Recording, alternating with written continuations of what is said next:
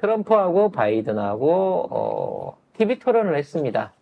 근데 저는 못 봤는데 개판이었나 봐요. 바이든. 제가 봤습니다. 자, 그러면 기사 정리하고 국제정치평론가 문희정 평론가의 토론 내용에 대한 요약을 한번 듣겠습니다.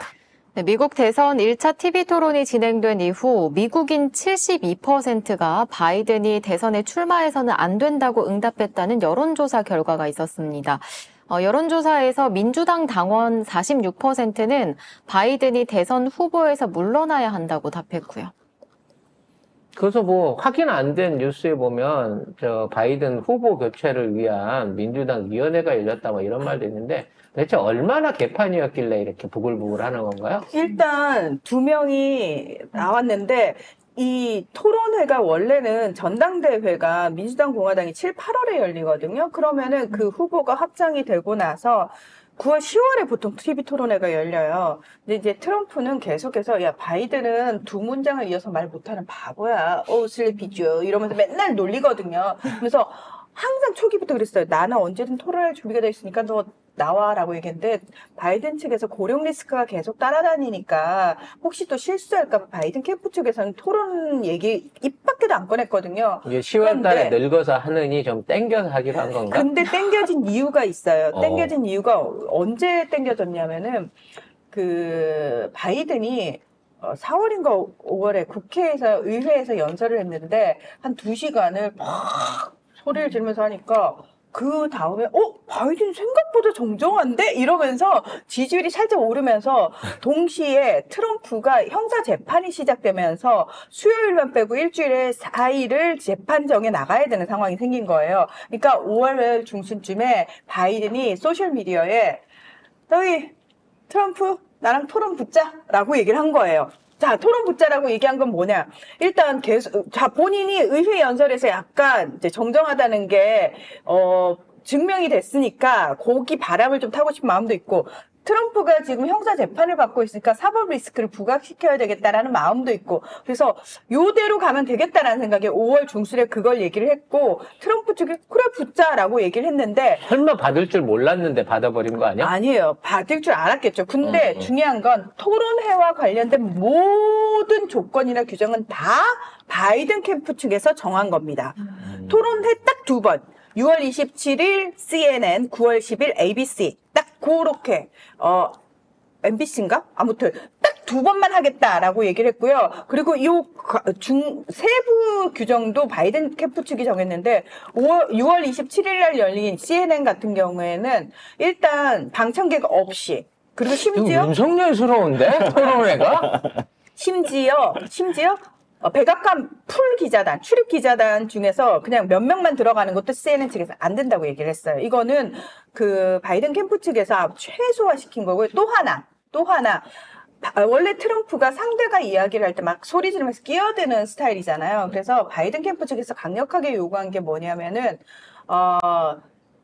서로가 이야기를 할 때 상대방 마이크 꺼달라라고 얘기를 했고요. 원래 90분간 토론회가 풀로 진행돼야 되잖아요. 그런데 두 번이 중간에 광고가 있었어요.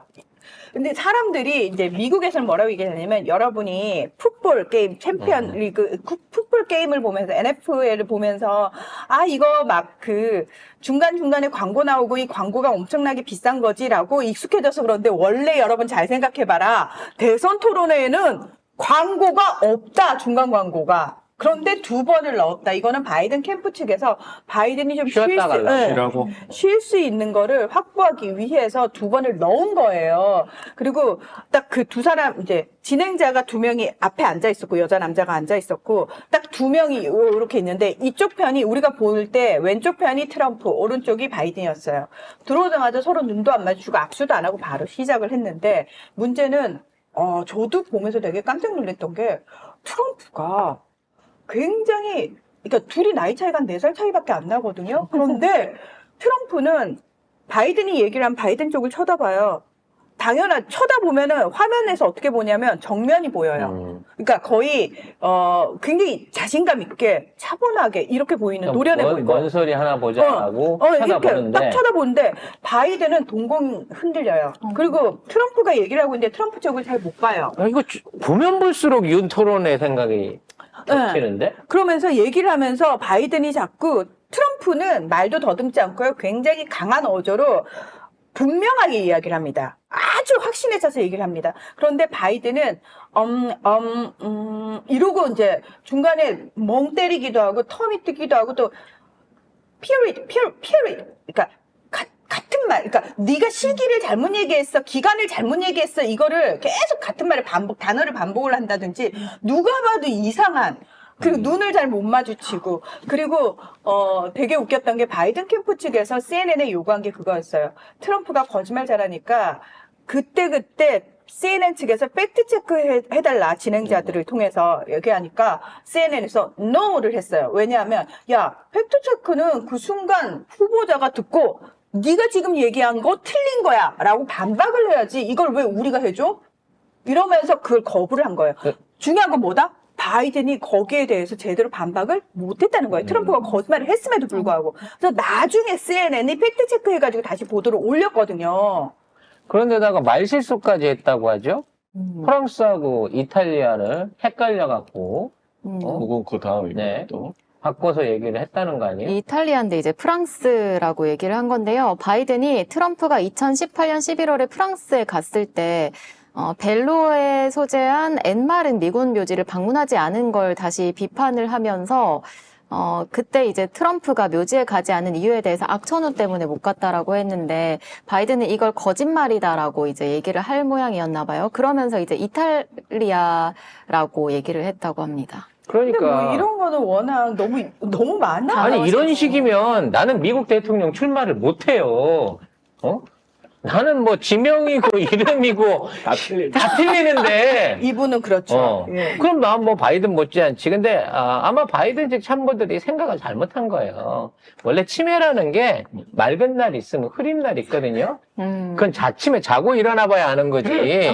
오늘 멀쩡했다고 그 다음날 며느리 몰라보는 거 그거 다반사란 말이야.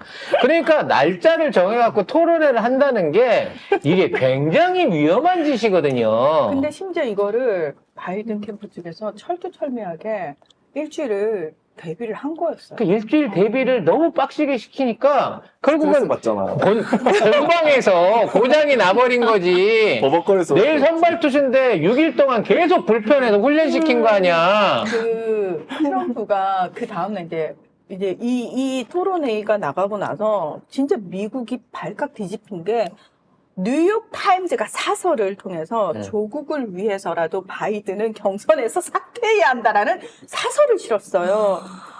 우리가 모르지만 우리 영어에 좀 익숙하지 않고 현장 분위기를 잘 모르지만 그걸 생중계로 보고 있는 사람들이 보기에는 딱 윤석열 하는 짓이었다는 거지 바이든이 하는 그래서 짓이. 그 친 바이든 쪽의 컬럼니스트들이 나 보는 내내 눈물이 났어라는 얘기를 할 정도로 이건 안 되는 거야. 그리고 더 경악했던 거 유럽의 동맹국들이 더 경악을 한 거야. 우리 이제 어떡하지? 진짜 트럼프 돌아오겠구나 라고 정말. 그래서 오히려 저는 이 토론회를 통해 가지고 저도 좀 놀랐어요. 트럼프가 생각보다 너무 노련하게 잘하는 거야. 아니 이러다가 바이든이 아이고 한국의 윤석열도 토론은 못했지만 당선됐잖아 이런 개소리 들이키는 거 아니죠? 그래서 왕자 쓰는 거 아니야? 그러네. 그 방법이 있네. 토론회 다음날 본인 노스캐롤라이나 거기 경합주거든요. 거기 유세를 가가지고 바이든이 막 노타이에 단추 2개 풀고 막 열정적으로 그래 그날은 맑았네. 나 4년 전보다 그날은 정신 맑았어. 지금 말하신 것처럼 내 토론 좀 못했어. 근데 그거 대통령 직선하고 아무 상관없어. 윤석열이 봐 윤석열이 라고 얘기했겠죠. 아무튼 그 해프닝은 둘째로 치고 한반도 관련해서 트럼프가 뜬금없이 핵무장 얘기를 해가지고 그게 기사로도 떴거든요. 관련된 구체적인 그 주제는 어떤 차이가 있었나요? 한반도. 아니, 근데 아니고 지금 트럼프 측근 아니에요? 측근이에요. 그러니까 측근들이 지금 얘기하는 트럼프가 나와서 하는 얘기라고 하는 게 아니에요. 트럼프의 측근이었던 사람들이 지금 트럼프가 복귀를 하면 이럴 것이야라고 지금 얘기를 하고 있는 건데요. 그죠? 트럼프가 한국 핵무장 시켜줄 리가 없어. 그 측근이라고 하는 사람들도 실제로 트럼프가 그 정말 대통령이 된다면 되고 나서 그 사람들을 다시 그런 중용을 할지 그들의 말을 들을지는 알 수 없는 거예요. 지금 우리나라도 윤석열 따까리들이 전부 핵무장 얘기 털고 있고요. 에이. 어떤 나라도 해주려는 생각이 없는데 심지어 윤석열이 에이. 비서관회의에서 전쟁 준비해야 된다는 얘기까지 했다 그래요. 그 있을 수 없는 일. 지금 바이든 가뜩이나 사퇴 퇴진문 바로 저기 나와가지고 난리가 났는데 여기서 핵 얘기하면 바이든 정말 빡 돌아요. 게다가 자 현실적으로 왜 안 되냐면은 바이든에서 민주당 측이 그 다음 사람들 뭐 구체적으로 이름까지 언급이 된 뭐 미셸 오바마부터 시작해서 카멜라 해리스 막 이런 얘기를 하는데 일단 바이든이 이미 경선에서 확보해야 되는 대의원 수를 다 확보했어요. 현실적으로. 근데 좀 바이든이 미친 척하고 내주고. 그건 만약에 바이든이 내가 그만하겠다라고 사퇴하면은 바꿀 수 있지. 그런데 일단 바이든은 사퇴할 생각이 1도 없어요. 아들 때문에? 본인이 완주하겠다라고 얘기를 했고요. 그다음에 또 하나. 만약에 바이든이 사퇴를 한다 하더라도 대안이 카멜라 해리스밖에 될 수 없어요. 왜냐하면 오바마 안 돼요? 안 되는 이유가 뭐냐면 바이든이 모아놓은 선거 자금이 엄청나거든요. 근데 그 선거 자금을 바이든, 카멜라 해리스 요 선거 캠프예요. 그래서 카멜라 해리스가 이어받았을 때는 요 선거 자금을 쓸 수 있지만 아예 다른 사람이 돼버리면 이 선거 자금 자체를 쓸 수가 없어요. 그렇기 때문에 현실적으로 불가능하고 카멜라 해리스가 그러면 인기가 많으냐? 아니라는 거예요. 중요한 거는 그럼 다른 후보가 나와가지고 당선 가능성이 있느냐? 그것도 아니라는 거예요. 그러면 결국 한동훈이 가야 되는 것처럼 저쪽도 바이든으로 가다가 혹시 바이든이 바로 토론회에서 오줌 싸고 쓰러져서 나간다고 하더라도 대안으로 올라올 사람은 카멜라 해리스밖에 없기 때문에 만약 카멜라 해리스하고 이 트럼프가 본선에서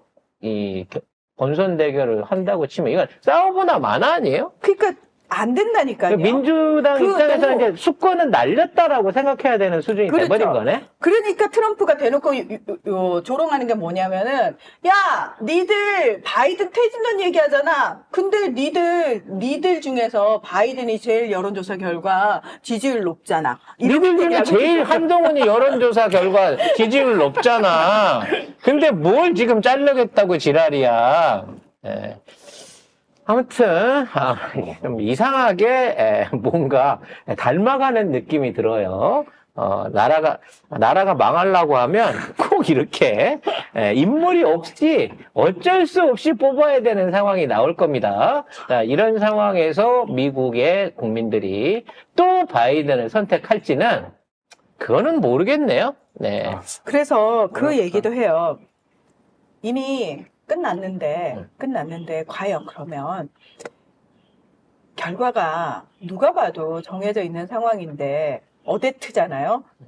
이걸 과연 순순히 미국을 움직이는 세력들이 그 상황을 맞이할 것이냐. 그래서 혹자는 그 사이에 무슨 일이 생길 수 있다라고 자꾸 이야기를 해요. 예를 들어 바이든이 연설을 하던 동안에 광신도에서 목이 칼에 찔린 아니죠. 아니죠. 트럼프가- 반대지. 트럼프가 그렇게 되는 트럼프가 없으면 되잖아, 사실은, 민주당 쪽에서. 너무 많은 상상은 안 해보겠고요. 네. 그 나라는 그 나라의 똥을 스스로 치워야 되는 거고 우리 역시도 치워야 될 똥들이 있지 않습니까? 너무 많다. 네. 그럼에도 불구하고 지금 민주당은 이재명 대표라고 하는 큰 어떤 그 강력한 차기 수권 후보가 있기 때문에 지금 있는 상황에서 지금처럼 개혁을 밀어붙일 수 있는 거고요. 쟤네들은 여전히 싸우고 있잖아요.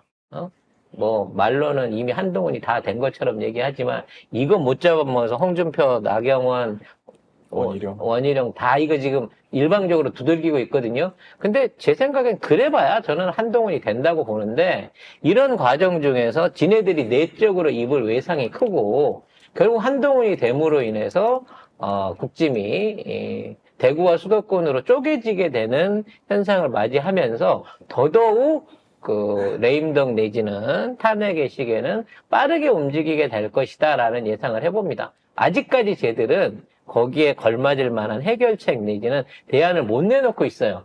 그 대안을 내놓기 위해서는 김건희를 잡아야 되는데 김건희를 뜯어냈을 때 거기에 딸려서 이 피해를 볼 김건희의 따까리들이 어떻게든 옹위를 하기 위해서 지금 막 버티기를 하고 있는 버티기를 시전하고 있는 상황이거든요.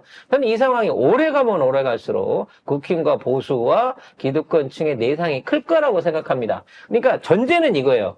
송작가 TV는 이 정권이 무너지고 김건희와 윤석열이 사법 처리를 받으면서 처참하게 저쪽 세력이 무너질 것을 알고 있고 그와 반대로 민주당이 혁신적인 정부와 의회와 제대로 된 대한민국을 세울 수 있는 기회를 맞이할 수 있기를 바랍니다. 그러기 위해서는 이 진통이 고통스럽더라도 저것들이 고름이 살 안 되니까 철저하게 썩어 문드러져 가면서 저렇게 괴멸할 수 있도록 시간을 줘야 된다는 거야.